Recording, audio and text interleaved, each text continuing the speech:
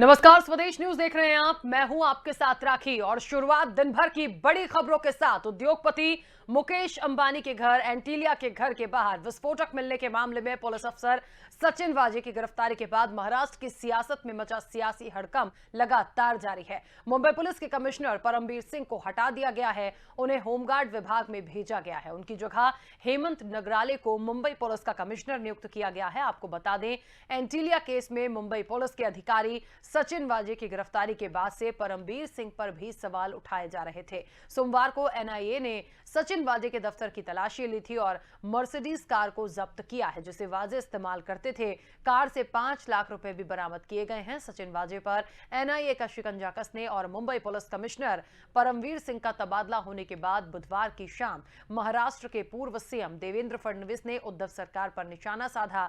इसके अलावा उन्होंने कहा कि मनसुख हिरेन मामले की जांच भी एनआईए को करनी चाहिए। फडणवीस ने कहा कि मनसुख हिरेन की मौत के मामले में सचिन वाजे से बड़ी चूक हो गई है। मनसुख की हत्या कर शव को हाई टाइड में फेंका गया था ताकि शव बह जाए, लेकिन लो टाइड के चलते शव नहीं बहा और मामला खुल गया। फडणवीस ने कहा कि जब पुलिस के बाहर के मुझ जैसे आदमी को इतनी जानकारियां मिल गई हैं तो फिर एनआईए और एटीएस को ये सबूत क्यों नजर नहीं आ रहे हैं। उन्होंने कहा, मुझे लगता है एनआईए और एटीएस दोनों ठीक से जांच नहीं कर रहे हैं।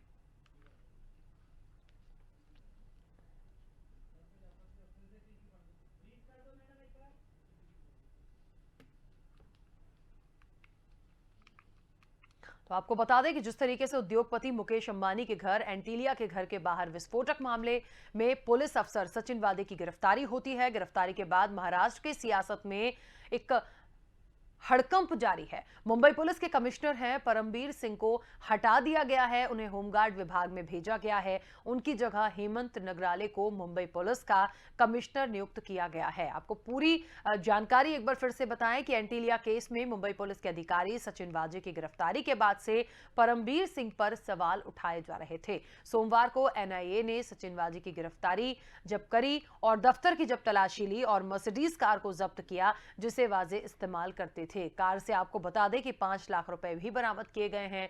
सचिन वाजे पर एनआईए का शिकंजा कसने और मुंबई पुलिस कमिश्नर परमबीर सिंह का तबादला होने के बाद बुधवार की शाम महाराष्ट्र के पूर्व सीएम देवेंद्र फडणवीस ने उद्धव सरकार पर निशाना साधा। इसके अलावा उन्होंने कहा कि मनसुख हिरेन मामले की जांच भी एनआईए को करनी चाहिए। फडणवीस ने कहा कि मनसुख हिरेन की मौत के मामले में सचिन वाजे से बड़ी चूक हो गई है। मनसुख की हत्या कर शव को हाई टाइड में फेंका गया था ताकि शव जो है वो बह जाए, लेकिन लो टाइड के चलते वो नहीं बहा और मामला खुल गया। चलिए, और इस वक्त आपको बता दें कि राम कदम हमारे साथ जुड़ गए हैं, जो कि बीजेपी विधायक हैं। बहुत स्वागत राम कदम जी आपका स्वदेश न्यूज से जुड़ने के लिए। और जिस तरीके से एंटीलिया केस, तमाम लोगों का नाम आना, कमिश्नर का बदल जाना, किसी और की नियुक्ति होना और उस पर जिस तरीके से फडणवीस ने पूरा एक मामला और आरोप लगाया है, सरकार को घेरा है, क्या है इस मामले के पीछे? क्या वाकई में एनआईए और एटीएस की जो जांच चल रही है उस पर कोई शिकंजा कसा जाए? देखिए, आपने देखा होगा कि आज पूरे मामले को 20 दिन बीत चुके हैं और पूरे के पूरे 20 दिन में लगातार महाराष्ट्र की सरकार के विगत 20 दिनों के अंतराल में वाजे और इसके साथ जुड़े हुए अन्य राजनीतिक के लोग, बड़े अफसर, इनको सबको बचाने का दुस्साहस कर रही थी। हम बार बार सरकार से कह रहे थे कि मामला संगीन है, किसी आम इंसान को भी अगर कोई इस तरह से धमकाए तो उससे भी न्याय मिलना चाहिए।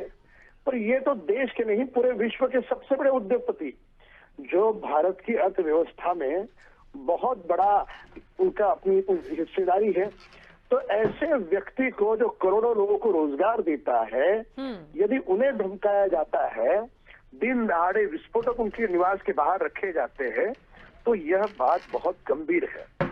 तो दुर्भाग्य रहा कि महाराष्ट्र की सरकार अड़िग रही, क्योंकि अगर वाजे मुंह खोलते तो उनके सरकार के नेताओं का, मंत्रियों का नाम आता, सरकार की इज्जत की धज्जियां उड़ जाती।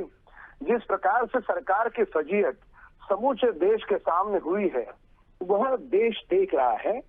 और यदि सरकार की मंशा बड़ी स्पष्ट थी, सरकार की मंशा में प्रामाणिकता होती, तो जब हमने मांग की कि वाजे की जांच की जाए, वाजे को सस्पेंड किया जाए, तो ऐसे कौन से कारण थे कि पूरी की पूरी सरकार, महाराष्ट्र सरकार के स्वयं मुख्यमंत्री, शिवसेना दल, उनके 2 अन्य साथी, सारे लोग उनके समर्थन में उतरे?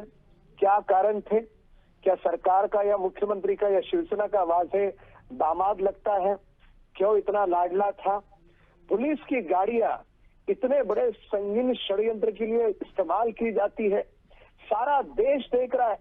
महाराष्ट्र की भूमि पर न साधु संत सुरक्षित है, न अंबानी जैसे करोड़ों लोगों के घर के चूल्हे जलाने वाले उद्योगपति सुरक्षित है।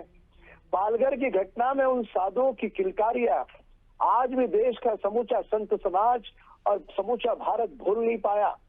उनको जिस निर्ममता से, बर्बरता से मारा गया, उस मामले में महाराष्ट्र सरकार ने लीपापोती की।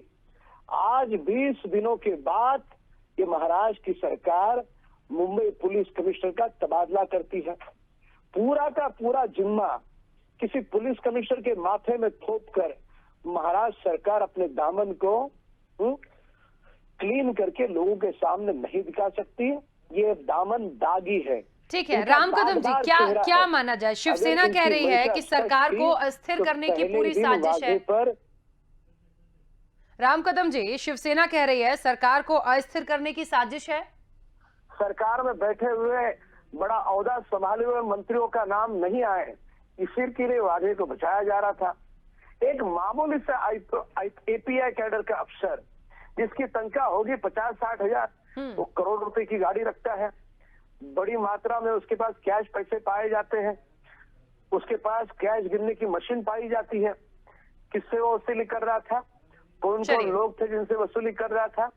वसूली के पैसे कौन से आला अफसरों को दे रहा था? बिल्कुल ठीक है। चलिए राम कदम जी बीच में रोक रही हूँ आप बहुत जल्दी से। इस वक्त आपको बता दें कि वरिष्ठ पत्रकार सचिन परब भी हमारे साथ जुड़ गए। सचिन जी, बहुत स्वागत स्वदेश न्यूज से जुड़ने के लिए। और सवाल आपसे ये लूंगी, जिस तरीके से एंटीलिया केस मामले में सचिन वाजे की गिरफ्तारी, उसके बाद कमिश्नर का बदल जाना, किसी और की नियुक्ति हो जाना, उद्धव ठाकरे का जिस तरीके से वार करना, तमाम बातें जो निकल कर आ रही हैं, उसमें अंततः ये हो रहा है कि बहुत सारी बातें तो ये कही जा रही थी कि आपने मार के किसी को कहां फेंक दिया, वो मिल जाता है। तो क्या एनआईए और एटीएस की जो जांच चल रही है उसमें कुछ गड़बड़ी है? उन्हें कुछ पता नहीं चल पा रहा क्या? लगभग 20 दिन हो चुके हैं इस घटनाक्रम को।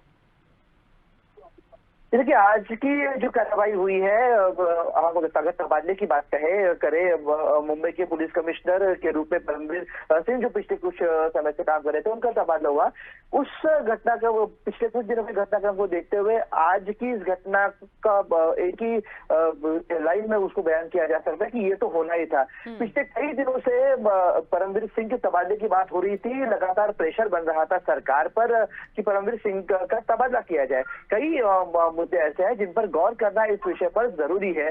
जब नेता प्रतिपक्ष विधानसभा के जो महाराष्ट्र के मुख्यमंत्री भी रह चुके हैं देवेंद्र फडणवीस, जब यह मुद्दा मनसुख हिरेन की मृत्यु का मुद्दा विधानसभा में रख रहे थे बजट के दिन, ठीक उसी दिन सचिन वाजे करीब 2.5 घंटे तक मुंबई पुलिस कमिश्नर परमवीर सिंह के, तत्कालीन पुलिस कमिश्नर हमें कहना होगा, परमवीर सिंह के कैबिन में थे। एक एपीआई दर्जे के अफसर के साथ मुंबई के पुलिस कमिश्नर करीब 2.5 घंटे तक बात कर रहे थे। इससे बहुत सी चीजों का अंदाजा लगाया जा सकता है। इस साथ साथ इसकी पृष्ठभूमि भी अगर देखी जाए तो जो पिछले कई सालों से निलंबित सस्पेंडेड थे, तो ऐसे सचिन वाजे को ड्यूटी पर वापस लेने का काम भी परमवीर सिंह ने किया था। परमवीर सिंह के one of the most favourite officer, क्योंकि ब्लू आइड बॉय माने जाते थे सचिन वाजे।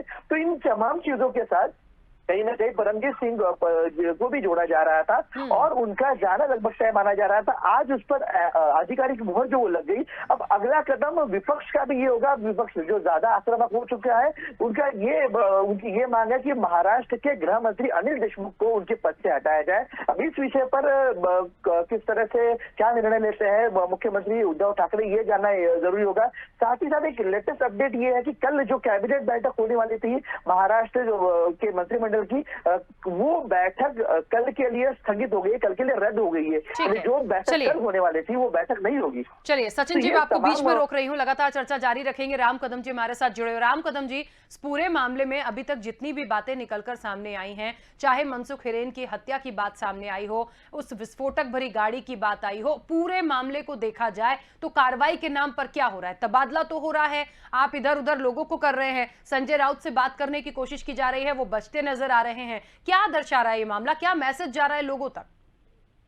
शिवसेना के दागी चेहरे, वे दागदार है, वे इतने बड़े षड्यंत्र के साजिशकारों को बचा रहे हैं। जब षड्यंत्र में जो साजिश करने वाले लोग हैं उन्हें सरकारें या नेता कब बचाते हैं? जब उनका और उनका लिंक होता है, कुछ न कुछ दाल में काला होता है, उसी समय बचाया जाता है। आप कह रहे हैं कि संजय राउत बच रहे हैं, अब कौन सा मुंह लेकर के देश के सामने जवाब देंगे? सावना के संपादकीय देखिए आप, मान करके चलो वाजे शिवसेना दल और महाराष्ट्र सरकार के लाडले दुलारे हैं, उनके दामाद है। इस प्रकार से वाजे की रोज प्रशंसा की जा रही थी, कितना तेज तर्रार अफसर, सेनाएं कितना दुर्व्यवहार उसके साथ कर रही है, इस प्रकार की बातें देश के सामने रखी जा रही थी। महाराष्ट्र के मुख्यमंत्री स्वयं विधानसभा सदन में कह रहे थे ये तो तेज तर्रार अफसर है, ये कोई बिन लादेन नहीं है। बिन लादेन नहीं है, कैश की मशीन इसके पास कैसे आती है?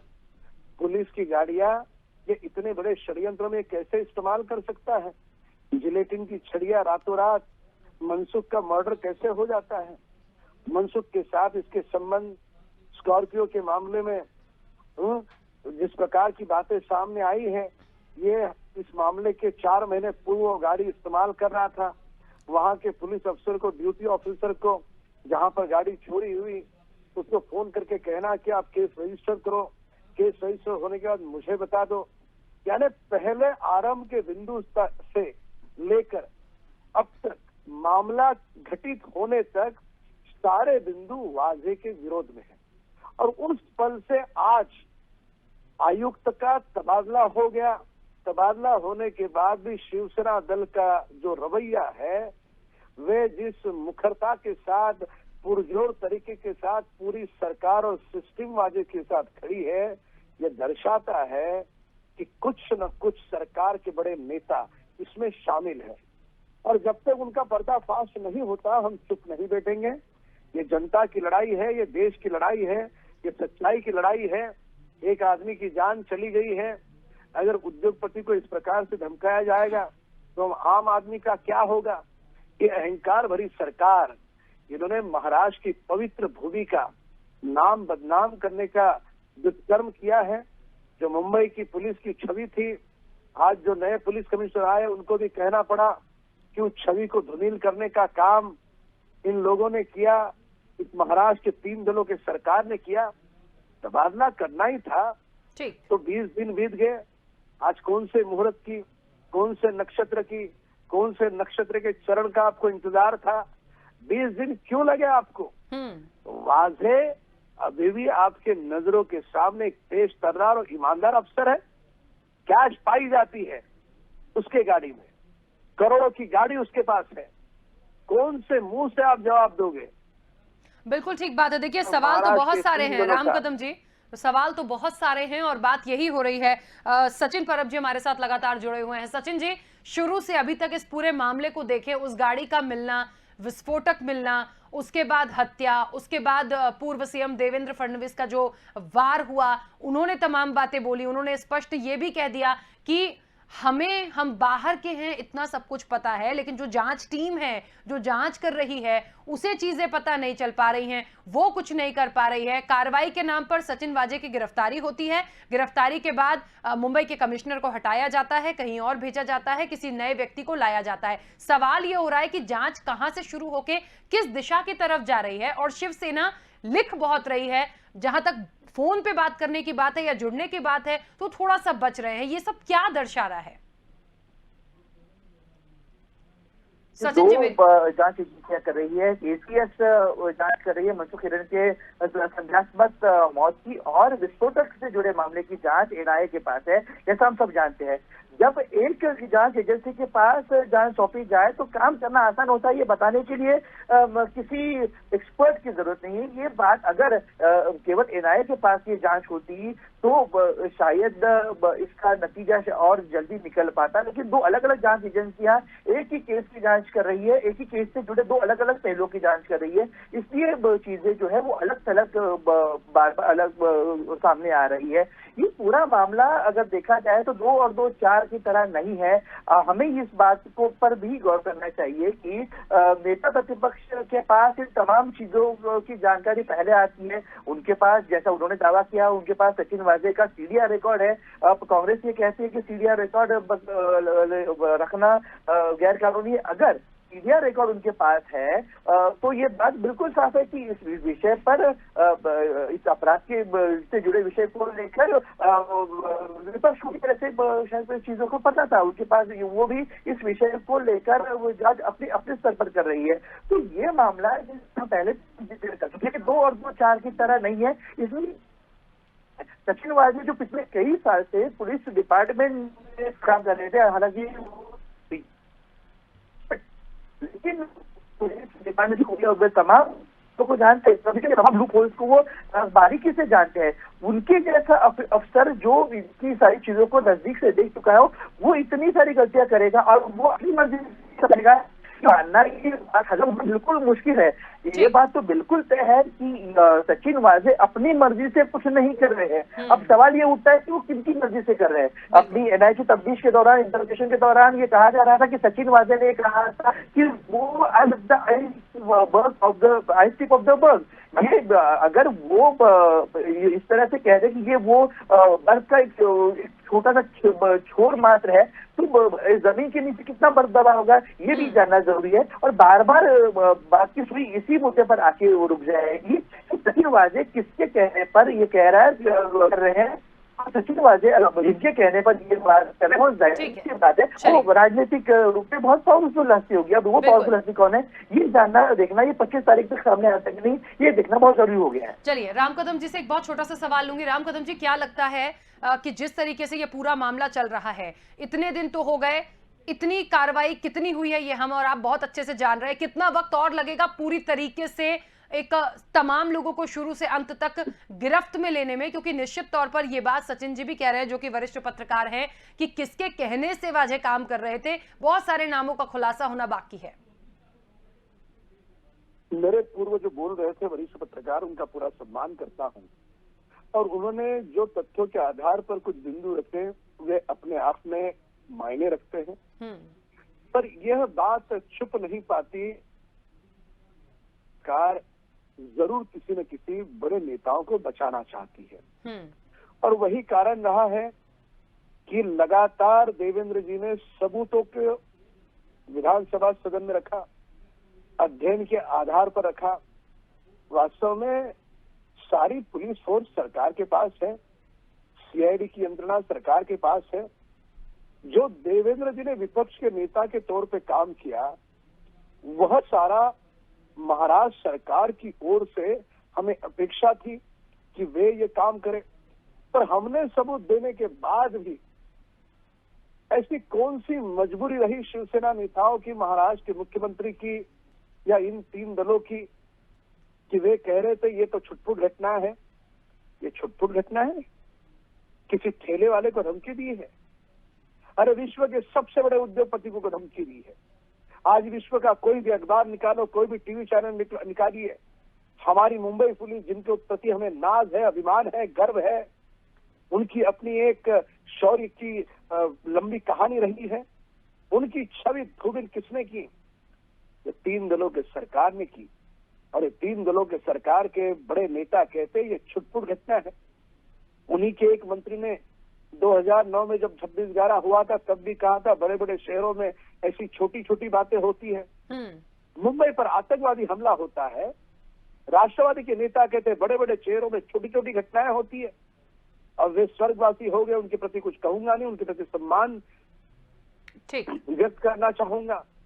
पर शरद पवार जैसे दिग्गज, बहुत ही ज्ञानी नेता यदि इस प्रकार का बयान दे तो निश्चित तौर पे हमें स्पष्ट रूप से कहना होगा कि राष्ट्रवादी दल के साथ मुख्यमंत्री समेत वादे को बचाने का प्रयास क्यों कर रहे थे।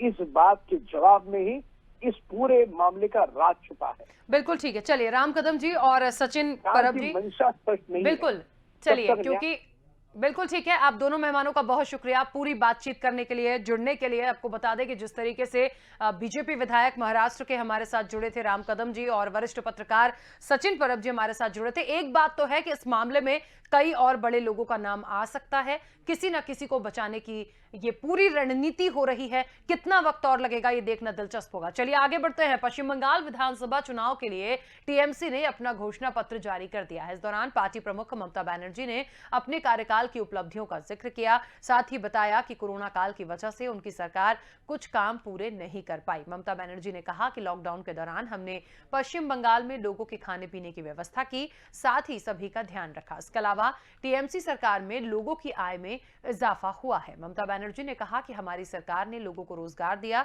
मैंने अपना पूरा जीवन मातृभूमि की सेवा को सौंप दिया है। पिछले 1 साल में हमारी सरकार के कई काम अधूरे रह गए क्योंकि कोरोना के चलते लॉकडाउन था। उन्होंने कहा कि हमारी सरकार में यदि सत्ता में लौटती है तो विधवाओं को हर महीने 1000 रुपए दिए जाएंगे, लोगों के घर तक राशन पहुंचाया जाएगा, SC ST को सालाना 12000 रुपए देंगे, वहीं निम्न वर्ग के लोगों को भी हर साल 6000 रुपए दिए जाएंगे। इसके अलावा ममता बनर्जी ने छात्रों के लिए क्रेडिट कार्ड का भी ऐलान किया।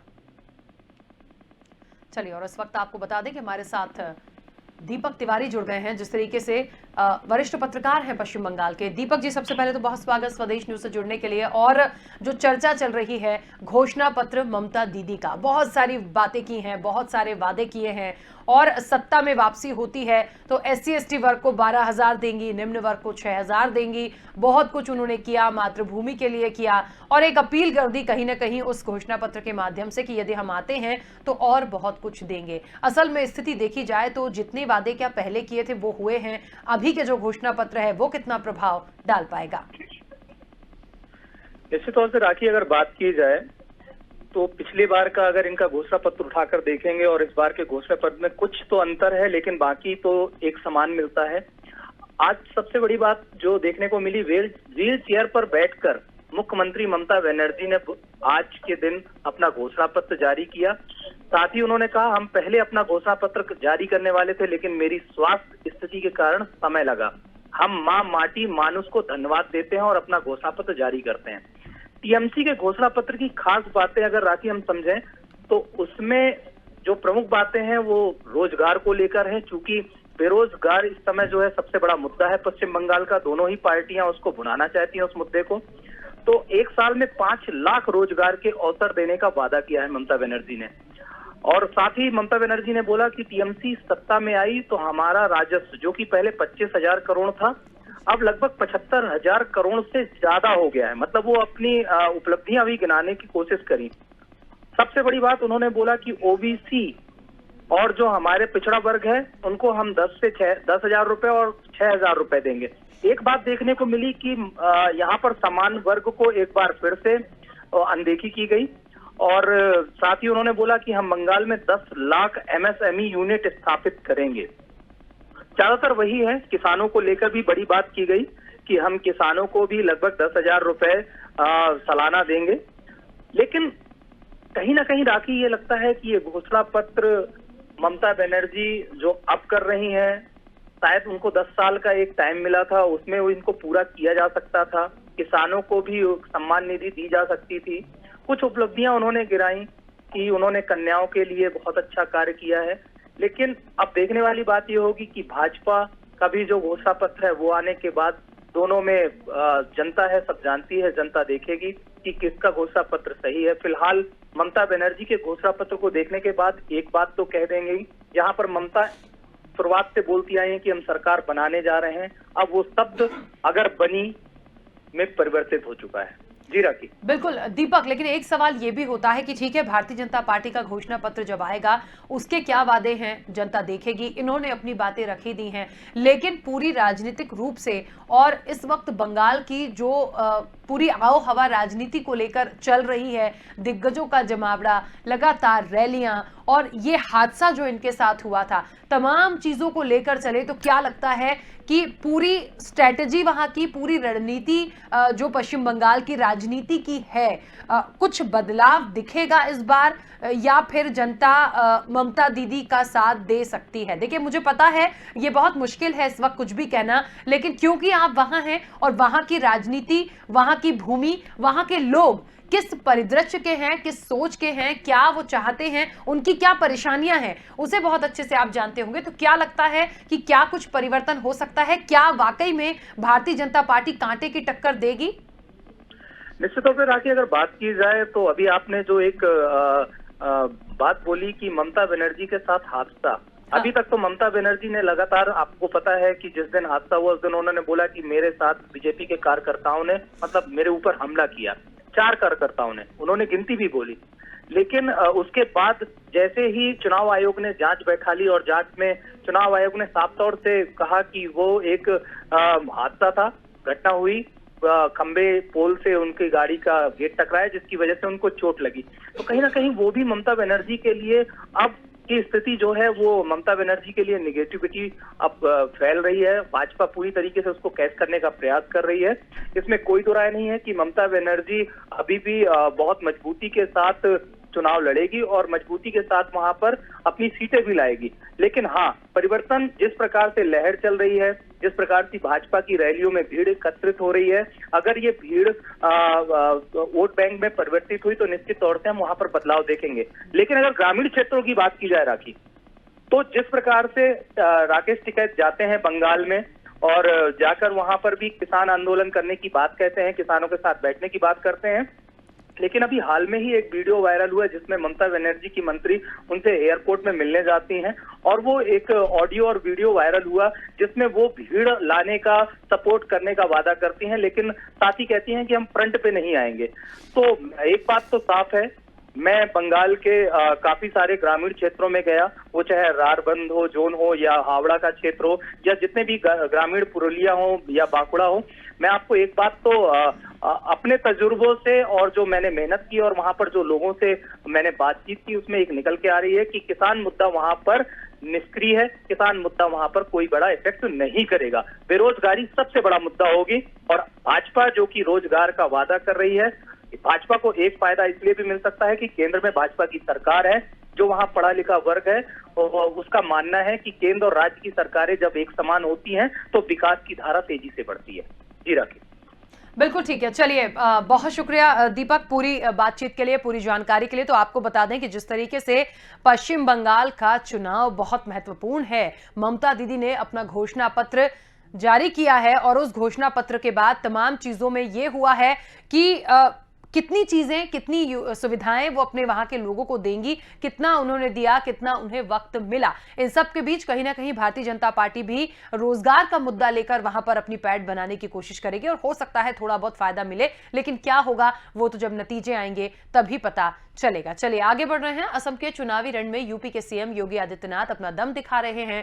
असम के होलाई में आज सीएम योगी ने जमकर गरजे। उन्होंने मां कामाख्या की पावन भूमि को नमन करते हुए कांग्रेस पर जमकर हमला बोला। उन्होंने कहा कि कांग्रेस की नीति विकास की नहीं है, कांग्रेस की नीति समृद्ध की नहीं है। उन्होंने कहा कि मोदी भारत देश को आगे लेकर गए हैं, सबका साथ, सबका विकास, सबका विश्वास के चलते असम में हमारी सरकार विकास लाएगी। उन्होंने कहा कि भाजपा की सरकार हमेशा से गरीबों के साथ, पीएम मोदी किसी के साथ भेदभाव नहीं करते, लेकिन कांग्रेस की तुष्टीकरण की नीति के कारण असम में घुसपैठिए आए। उन्होंने कहा कि कांग्रेस की नीति से असम को खतरा है।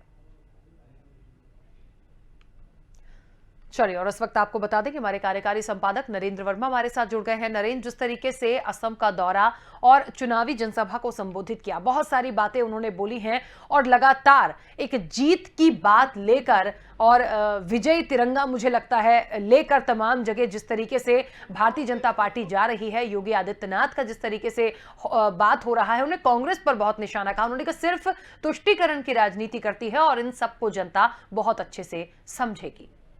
बिल्कुल, राखी असम के दौरे पर 3 सभाएं योगी ने की और यहाँ पर उन्होंने मुख्यतः कांग्रेस पार्टी को निशाना बनाया और लगातार उन्होंने यहाँ पर 3 मुद्दे प्रमुख रूप से उठाए। सबसे पहला मुद्दा था घुसपैठियों का मुद्दा। उन्होंने यहाँ पर कहा कि घुसपैठियों पर जो शंकर देव ने हमें घुसपैठ को लेकर सचेत किया था, लेकिन कांग्रेस इस बात को नहीं बचा पाई और उन्होंने असम में घुसपैठ की समस्या में कांग्रेस को जिम्मेवार बताया। उसके बाद में उन्होंने लगातार 2 बातें उन्होंने वहां पर उठाई। उन्होंने कहा है कि जिस तरह 3 तलाक को लेकर उन्होंने मुसलमानों के लिए कहा कि जो मोदी जी ये पूरा 3 तलाक का मामला लेके आए। उसके बाद में राखी उन्होंने एक और वहां पर बड़ा मुद्दा उठाया कि हमने राम मंदिर बनाया है और हम हमेशा लगातार कहते रहे कि रामलला हम आएंगे, मंदिर वहीं बनाएंगे। आज वो मंदिर बन रहा है और बड़ा भव्य मंदिर बन रहा है। असम के लोगों को चुनाव बाद रामलला के दर्शन करने के लिए उन्होंने अयोध्या में आने का न्योता भी दिया और वहां पर सबसे बड़ी बात राखी ये देखी गई कि सर्जिकल स्ट्राइक, आतंकवाद को मुंह तोड़ जवाब, उग्रवाद, अलगाववाद को खत्म करने वाली बातें, 3 तलाक पर करारे चोट की बात, उन्होंने ये बातें वहां पर कही और सबसे ज्यादा निशाना अगर उन्होंने कहीं साधा तो कांग्रेस पार्टी के ऊपर साधा और जो असम में घुसपैठ के मुद्दे को लेकर प्रमुखता से योगी ने वहां पर उठाया। राखी,